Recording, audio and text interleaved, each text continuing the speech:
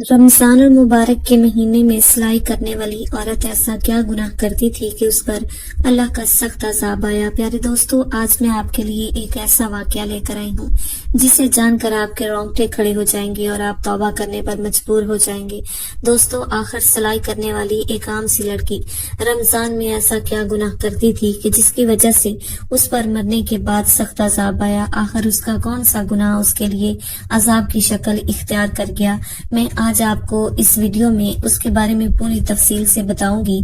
पूरी कहानी जानने के लिए आप वीडियो को आखिर तक जरूर देखें। नाज़रीन, कहा जाता है कि एक गांव में यास्मीन नाम की एक औरत रहा करती थी। वो काफी गरीब थी और उसके हालात भी बहुत खराब थे। उसके 3 बच्चे थे जिनकी परवरिश वो अच्छे तरीके से करना चाहती थी और अपने बच्चों को हर सहूलत देना चाहती थी, लेकिन उसके हालात उनसे इन सब बातों की इजाजत नहीं देते थे। उसकी बहुत कम उम्री में शादी हो गई थी। उसका शौहर एक मामूली मुलाजमत करता था जिसकी बदौलत उनके घर में गुर्बत ने डेरे डाल रखे थे। यास्मीन अक्सर अपने शौहर से कहा करती थी कि आप कहीं और नौकरी ढूंढें या फिर कोई कारोबार करें, क्योंकि इस तरह हमारे घर के हालात कभी बेहतर नहीं होंगे। हम यूं ही गुर्बत में एड़ियां रगड़ कर मर जाएंगे। लेकिन उसका शौहर इतना पढ़ा लिखा नहीं था और फिर नौकरी के मौके भी कम थे। यही वजह थी कि वो अपनी बीवी से कहता कि मैं बहुत कोशिश करता हूँ लेकिन कहीं और काम नहीं मिल रहा, मैं कैसे काम ढूंढूं, कहाँ ढूंढूं। वो बेबसी से अपना सर थाम कर रह जाता, जबकि यास्मीन उससे झगड़ा करती और कहती कि हमारे बच्चे होने वाले हैं, हम कब तक यूं गुर्बत वाली जिंदगी जीते रहेंगे। लेकिन यास्मीन का शौहर उसकी एक नहीं सुनता था। घरेलू झगड़ों से वो तंग आने लगा था। जब यास्मीन के घर पहली बेटी ने जन्म लिया तो यास्मीन का दिल उसके साथ लग गया और वो मोहब्बत से उसके साथ वक्त गुजारने लगी। लेकिन जैसे ही बच्ची थोड़ी बड़ी हुई, उसकी जरूरियात ने यास्मीन को फिर से अपने शौहर के सामने लाकर खड़ा कर दिया। वो कहने लगी कि अब तो हमारी बच्ची भी हो गई है, आप बहुत मुश्किल से मेरी जरूरियात को पूरा करते हैं, लेकिन अब बच्ची की जरूरियात कैसे पूरे करेंगे। आप कोई और काम क्यों नहीं ढूंढ लेते। यास्मीन का शौहर झुंझलाता और गुस्से में आकर कहता कि मैं कहां से खर्चे पूरे करूं। तुम अच्छी तरह जानती हो कि मेरी तनख्वाह कितनी है। जो तनख्वाह मिलती है तुम्हारे हाथ पर रख देता हूँ। मैं कैसे तुम्हारी इन अजाफी खर्चों के लिए रकम लाऊं। ना तो मैं कहीं डाका डाल सकता हूँ और ना ही चोरी कर सकता हूँ, इसलिए जो मिल रहा है उसी पर सब्र शुक्र करो। यास्मीन का शौहर तंग आकर अपनी बीवी से कहकर दूसरे कमरे में जाकर सो जाता है। जब वो सारी रात कुड़ती रहती है और रोती रहती है। उन्हीं हालात में यास्मीन का दूसरा बच्चा होने वाला हो गया और फिर उसे उसी बात की परेशानी थी कि वो सारे खर्चे कैसे पूरे करेगी। परेशानी और टेंशन लेकर उसकी सेहत खराब हो रही थी और वो हाई ब्लड प्रेशर की मरीजा बन रही थी। बहुत मुश्किल से उसके यहाँ बेटे की वलादत हुई। डॉक्टर ने तो उसे जवाब दे दिया था क्योंकि उसका ब्लड प्रेशर बहुत हाई रहता था। लेकिन शुक्र है कि यास्मीन और उसके बच्चे की सेहत ठीक रही। कुछ अरसे तक ऐसे ही गुजर गया। यास्मीन अपने दोनों बच्चों के साथ मसरूफ हो गई। बड़ी बेटी अब 3 बरस की होने वाली थी और बेटा 6 माह का हो गया था। अब फिर से यास्मीन को इस बात का ख्याल सताने लगा था कि बेटी को स्कूल में दाखिल करवाना है। उसके लिए यास्मीन को फिर से अच्छी खासी रकम की जरूरत थी। वो फिर से अपने शौहर के सामने हाथ फैलाकर खड़ी हो गई और उससे रकम का तकाजा करने लगी, जबकि उसका शौहर कहने लगा कि मैं कोशिश करूंगा कि तुम्हें कुछ ज्यादा पैसे दे दूं, लेकिन तुम जानती हो कि आजकल के रोजगार के क्या हालात हैं। अगर मैंने अपने मालिक से ज्यादा पैसों का तकाजा किया तो कहीं ऐसा ना हो कि वो मुझे काम से ही निकाल दे और मैं अगर काम से फारग होकर घर का खर्चा चलाना भी मुश्किल हो गया। तो ये सुनकर यास्मीन अपना दिल मार कर बैठ गई। लेकिन उसके दिल में इस बात की बहुत आरजू थी कि वो अपने बच्चों के लिए कुछ करे, उनको बेहतर जिंदगी देने के लिए और अच्छा खाना खिलाने के लिए उसे भी कुछ करना चाहिए। यही सोच सोच कर यास्मीन परेशान होती रहती, लेकिन उसकी समझ में कुछ नहीं आता था। انہی دنوں میں یاسمین کے محلے میں ایک عورت کرائے پر رہنے کے لیے آئی۔ وہ یاسمین سے 2 گھر چھوڑ کر ہی رہتی تھی۔ وہ بیوہ عورت تھی۔ اس عورت کے 2 بچے تھے اور شوہر کے انتقال کے بعد وہ اکیلے زندگی گزار رہی تھی۔ یاسمین کی اسے آتے جاتے سلام دعا ہو گئی اور تب اسے پتہ چلا کہ وہ عورت گھر پر کپڑے سلائی کرتی ہے اور اسی سے اپنا گزر بسر کرتی ہے۔ اس عورت کا نام سکینہ تھا۔ یاسمین کو یہ کام بڑا آسان لگا اور اس کے دل میں بھی خیال آیا کہ اسے بھی اپنے حالات بدلنے کے لیے لوگوں کے کپڑے سلائی کرنے چاہیے۔ اس طرح شاید اس کے بچے بھی بہتر زندگی گزار سکیں۔ یہی سوچ کر یاسمین نے سکینہ سے بات کی اور کہا کہ مجھے بھی سلائی سکھا دے۔ میں چاہتی ہوں کہ میرے حالات بھی بہتر ہو جائیں۔ میری شوہر کی کمائی میں میرا گزارا نہیں ہوتا، جس کی وجہ سے میں بہت ساری چیزوں کے اوپر اپنا دل مار کر بیٹھ جاتی ہوں۔ میرے بچے کو اچھے کپڑے نہیں ملتے، انہیں اچھا کھانے کو نہیں ملتا، میں بہت پریشان ہوتی ہوں۔ آپ اگر مجھے بھی سلائی سکھا دیں تو آپ کی مہربانی ہوگی، شاید اس طرح میری بھی مشکل آسان ہو جائے۔ یاسمین نے جب سکینہ سے درخواست کی تو سکینہ نے فوراً رضامندی دے دی اور کہنے لگی کہ ارے یہ تو کوئی مشکل بات نہیں ہے، تم روز میرے پاس آ جایا کرو، مجھے پوری امید ہے کہ تم جلد ہی یہ کام سیکھ لو گی۔ اور یوں یاسمین نے سکینہ کے پاس جانا شروع کر دیا۔ وہ روزانہ بچوں کو اسکول بھیج کر سکینہ کے پاس آ جاتی۔ سکینہ کے بچے بھی اسکول چلے جاتے تھے اور وہ دونوں بیٹھ کر کپڑے سلائی کرتی تھی۔ یاسمین آہستہ آہستہ کام سیکھ رہی تھی اور پھر بہت جلد اس کے کام میں بڑھوتری آتی گئی۔ اب تو وہ سکینہ کی مدد کے بغیر بھی سوٹ سی لینے لگی۔ جس دن سے اس نے پہلی بار ایک سوٹ سلائی کیا اس دن وہ بہت خوش تھی اور خوشی سے اپنے شوہر کو بھی اس بارے میں بتایا، لیکن اس کے شوہر نے یہ بات سن کر کوئی خاص خوشی کا اظہار نہیں کیا، بلکہ کہنے لگا کہ ارے یہ سوٹ سل کر تم کتنے پیسے کما لو گی، مشکل سے تمہیں چند روپے ملیں گے، تم جانتی ہو کہ یہاں کے حالات کیسے ہیں، ہمارے جیسے ہی لوگ یہاں پر رہتے ہیں جو سلائی کے نام پر تمہیں چند روپے ہی دیں گے۔ یاسمین کے انے کا دل تو ٹوٹ گیا، جس سے وہ چپ ہی رہ گئی، لیکن اس نے دل میں سوچ لیا تھا کہ ایک بار ہمت کر کے اپنے حالات کو بدلنے کی کوشش ضرور کرے گی۔ یہی سوچ کر اس نے اب گھر میں باقاعدہ کپڑے سلائی کرنے شروع کر دیے۔ شروع میں اسے بہت کام ملتا تھا، لیکن پھر آہستہ آہستہ جیسے جیسے اس کے کام میں صفائی اور نفاست آتی گئی ویسے ویسے اسے زیادہ کام ملنے لگا۔ اب تو یاسمین بے حد مصروف رہنے لگی تھی۔ وہ کپڑے سلائی کرتی اور اکثر گھر کے کاموں اور بچوں کو نظر انداز کرنے لگی تھی۔ اسی دوران وہ تیسری بار حاملہ ہو گئی اور اس کی طبیعت کافی خراب سی رہنے لگی، لیکن اس دوران بھی یاسمین نے سلائی کا کام نہیں چھوڑا، بلکہ وہ لگاتار کپڑے سی لیتی رہتی اور بچوں کو نظر انداز کر کے اپنے کام میں لگی رہتی تھی۔ تیسری بار یاسمین کے ہاں پھر سے ایک بیٹی نے جنم لیا اور اب یاسمین بہت کمزور ہو چکی تھی، لیکن اس دوران بھی اس نے کپڑے سلنا نہیں چھوڑا تھا۔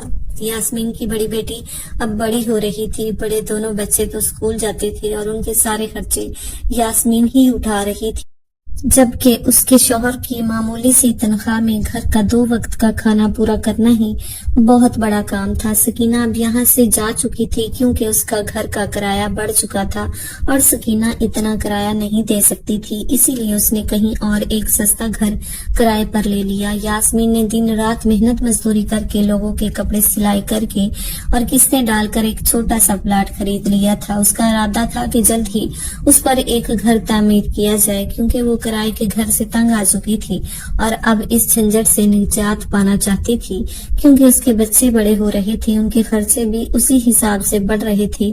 یاسمین کی آنکھوں پر اب چشمہ لگ چکا تھا، وہ پہلے سے کمزور ہو گئی تھی، اسے اپنے شوہر سے کوئی لگاؤ نہیں رہا تھا۔ اس کا شوہر بھی محنت اور مزدوری کر کے رات کو تھکا ہوا آتا تھا اور یاسمین کی تھوڑی سی توجہ کے لیے ترستا تھا۔ اسی دوران رمضان کے روزے شروع ہو چکے تھے اور تبھی ایک دن نہ جانے کیا ہوا کہ یاسمین کی حالت بگڑنے لگی، اس کی سانس اکھڑنے لگی اور وہ بے حد کمزوری محسوس کر رہی تھی۔ یاسمین نے اپنی طبیعت کو نظر انداز کیا اور مشین پر بیٹھ کر کپڑے سی لیتی رہتی، لیکن کچھ ہی دیر گزری تھی کہ وہ بے چینی سے اپنے سینے کو ملنے لگی۔ ایسا لگ رہا تھا جیسے کوئی بھاری بوجھ اس کے سینے پر رکھا ہے۔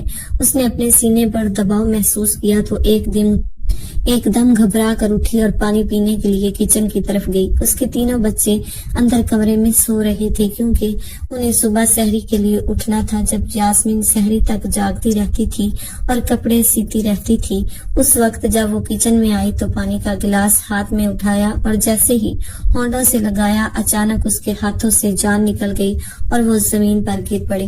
نہ جانے کتنی دیر تک وہ اسی حالت میں پڑی رہی۔ جب اس کے شوہر کی آنکھ کھلی تو وہ پانی پینے کے لیے کچن میں آیا اور وہاں یاسمین کو زمین پر پڑا دیکھ کر گھبرا گیا۔ اس نے یاسمین کو ہلایا جلایا اور آوازیں دینے لگا، لیکن یاسمین کی روح پہلے ہی اپنے آخری سفر پر روانہ ہو چکی تھی۔ یاسمین کا شوہر بے حد پریشان ہو گیا۔ وہ سوچ بھی نہیں سکتا تھا کہ یاسمین اچانک اسے چھوڑ کر چلی جائے گی۔ اس نے دیوانوں کی طرح اسے آوازیں دی لیکن سب بیکار۔ یاسمین مر چکی تھی اور اس وقت مری ہوئی حالت میں کچن میں گری ہوئی تھی۔ اس کے شوہر نے بہت مشکل سے اٹھا کر چارپائی پر لٹایا۔ باپ کی چیخ پکار سن کر بچے بھی جاگ گئے تھے۔ انہیں بھی تو اس بات کی خبر ہی نہیں تھی کہ ان کا کتنا بڑا نقصان ہو گیا ہے۔ ان کی ماں اس دنیا سے رخصت ہو چکی تھی لیکن وہ اس حقیقت سے انجان تھے۔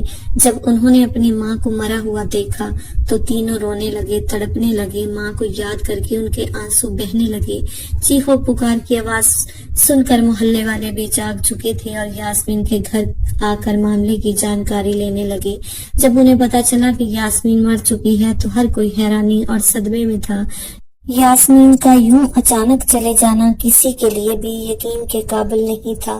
حیرانی حد سے زیادہ تھی۔ یاسمین کے عزیز رشتہ داروں کو خبر دی جا چکی تھی۔ کچھ ہی گھنٹوں میں سب لوگ جمع ہو گئے تھے۔ یاسمین کے جنازے کا اعلان ظہر کی نماز کے ساتھ کیا گیا تھا۔ گھر مہمانوں سے بھر چکا تھا۔ محلے والے بھی یہی موجود تھے اور یاسمین کی تعریفوں میں مصروف تھے۔ ہر کوئی اس کی اچھائیوں کو یاد کر رہا تھا۔ ارے یاسمین تو اتنی اچھی تھی کہ اس نے کبھی اپنے حالات کی تنگی کا رونا نہیں رویا تھا۔ وہ محنت مزدوری کر کے اپنے شوہر کا برابر کا ساتھ دے رہی تھی۔ دن رات سلائی کرتی اور پیسہ جوڑتی تھی۔ وہاں موجود ہر عورت کی زبان پر اسی طرح کے الفاظ تھے۔ ہر کوئی یاسمین کو اپنے اپنے لفظوں میں یاد کر رہا تھا۔ اس کے تینوں بچے اس وقت سہمے ہوئے تھے اور جیسے انہیں اپنی ماں کی موت کا یقین ہی نہیں ہو رہا تھا۔ یاسمین کا شوہر بھی گہرے صدمے میں تھا۔ محلے کے کچھ لوگ اس کے ساتھ ہمدردی جتا رہے تھے۔ وہ سر جھکائے بیٹھا تھا اور اپنی گزری ہوئی زندگی کے بارے میں سوچ رہا تھا۔ تبھی یاسمین کو غسل دینے کے لیے ایک عورت آ چکی تھی اور اسے غسل دیا جا رہا تھا۔ غسل دینے کے کچھ دیر بعد سب کو یاسمین کا آخری دیدار کرایا گیا۔ اس وقت یاسمین کے چہرے پر بڑی معصومیت تھی۔ ایسا لگ رہا تھا کہ جیسے وہ سو رہی ہو۔ کہیں سے بھی ایسا نہیں لگ رہا تھا کہ اس کی روح اس کے جسم سے جدا ہو چکی ہے۔ تبھی جنازے کو اٹھانے کا وقت ہو گیا۔ 4 لوگ اسے اٹھانے کے لیے آگے بڑھے جن میں یاسمین کا شوہر بھی شامل تھا، لیکن جیسے ہی انہوں نے جنازہ اٹھانے کی کوشش کی تو وہ حیران رہ گئے۔ جنازہ بہت بھاری ہو چکا تھا۔ ایسا لگ رہا تھا جیسے ہزاروں من وزن اس چارپائی پر رکھا ہو۔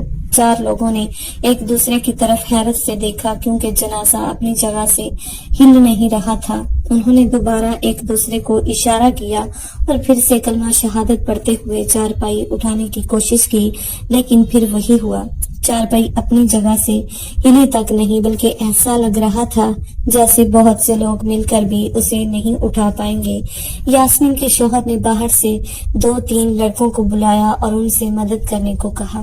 وہ لڑکے بھی آ کر جنازہ اٹھانے لگے، لیکن اب کی بار پھر سے وہی معاملہ سامنے آیا۔ یاسمین کی میت ہلی تک نہیں تھی، بلکہ اب تو ایسا محسوس ہو رہا تھا جیسے یہ من وزن کی ہو گئی ہو۔ اب معاملہ سنگین ہو چکا تھا۔ وہاں موجود عورتیں آپس میں باتیں کرنے لگی۔ ارے میت اتنی بھاری کیوں ہو گئی ہے؟ کیا یاسمین اتنی گناہ گار تھی کہ اس کے گناہوں کا بوجھ اس کی میت میں شامل ہو گیا؟ اب میت کیسے اٹھے گی؟ ہر کوئی اپنے اپنے انداز میں تجزیے کر رہا تھا۔ یاسمین کا شوہر بھی بے حد پریشان تھا۔ وہ چاہتا تھا کہ لوگ اس طرح کی باتیں نہ کریں۔ اس نے سب کو چپ کرانے کی کوشش کی، لیکن وہاں موجود عورتوں کی زبان رک نہیں رہی تھی۔ سب کے چہروں پر پریشانی تھی کیونکہ کسی کو سمجھ نہیں آ رہا تھا کہ اب میت کو دفنانے کے لیے کیسے لے جایا جائے۔ تبھی مجمع میں سے ایک بزرگ اللہ والا شخص آگے بڑھا۔ اس نے حالات کے بارے میں پوچھا تو یاسمین کے شوہر نے اسے ساری کہانی بتائی۔ یہ سن سن کر بزرگ کہنے لگے کہ یقیناً یاسمین نے اپنی زندگی میں کوئی ایسا گناہ کیا ہے جس کی وجہ سے آج یہ معاملہ پیش آیا ہے۔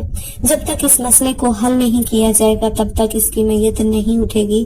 یاد کرنے کی کوشش کرو کہ یاسمین اپنی زندگی میں کون سا ایسا کام کرتی تھی کہ جس کی وجہ سے یہ سب ہو رہا ہے۔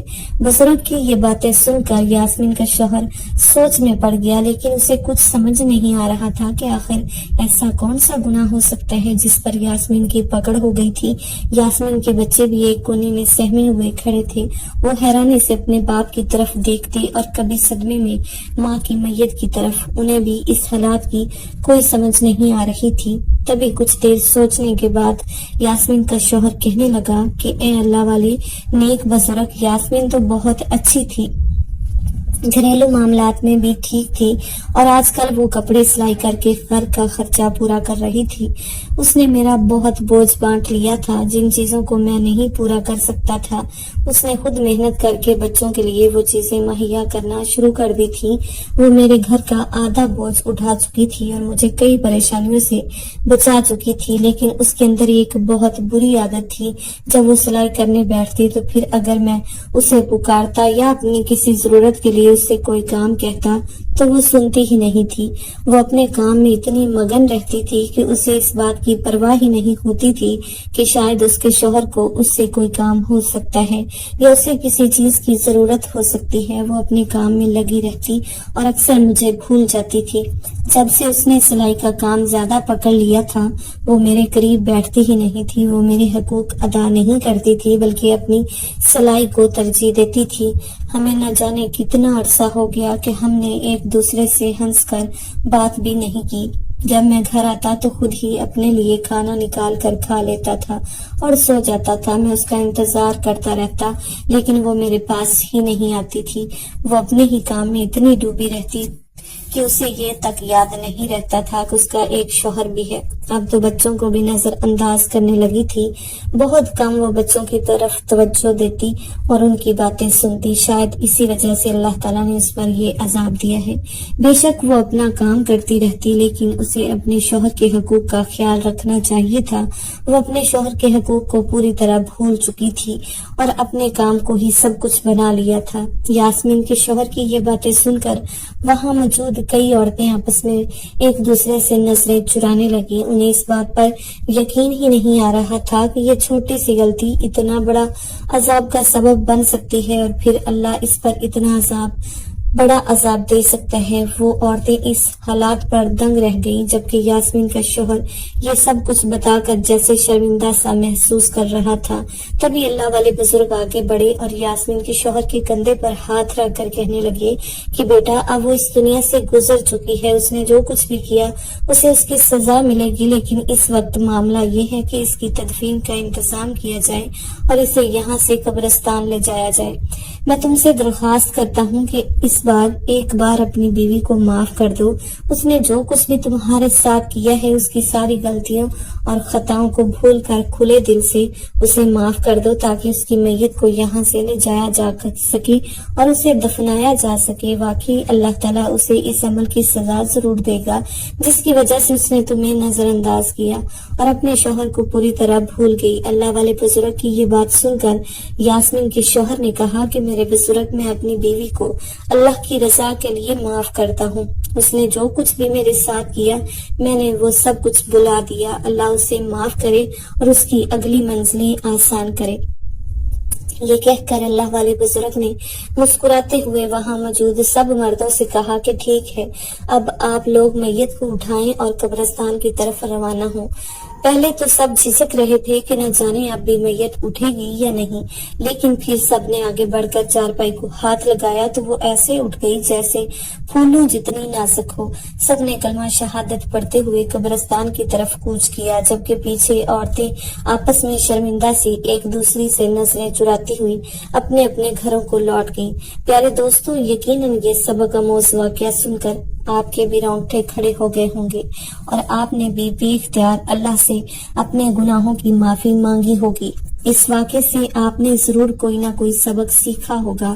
مستقبل میں ایسے ہی سبق آموز واقعات کے لیے ہم پھر سے حاضر ہوں گے۔ تب تک کے لیے اپنا خیال رکھیے گا۔ اللہ حافظ۔